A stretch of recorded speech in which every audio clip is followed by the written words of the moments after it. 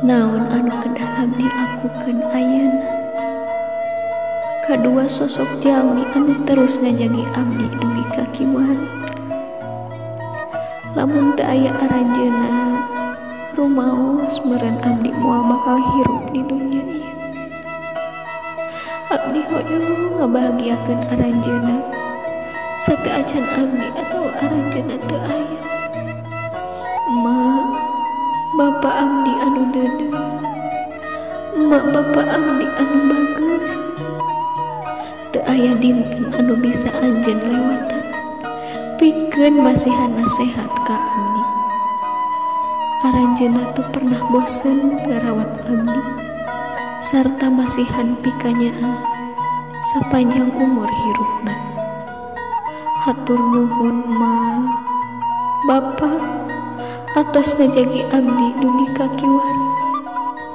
Hampurakeun abdi mak, pa, lamun entos nyeri rarasaan aranjeun salami ieu. Anugerah ti anjeun Gusti, pikeun masihkeun pikanyaah ka abdi, pikanyaah emak bapa abdi anu ngabelaan abdi kalawan kanyeri. Hapunten emak, bapa, lamun ngajeurik anu tiasa abdi pasihkeun. Sabut mimiti anjeun tuduhkeun abdi ka dunya ieu.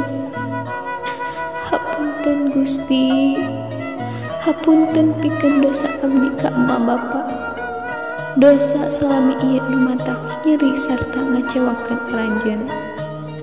Nuhun mak, pa, anu masihan sagalana pikeun abdi, sarta teu pernah aranjeun ngaharepkeun imbalan jasa saeutik oge.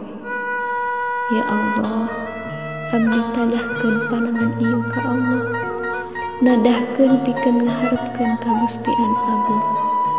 Abdi mohon pangbahagiakeun emak bapa abdi.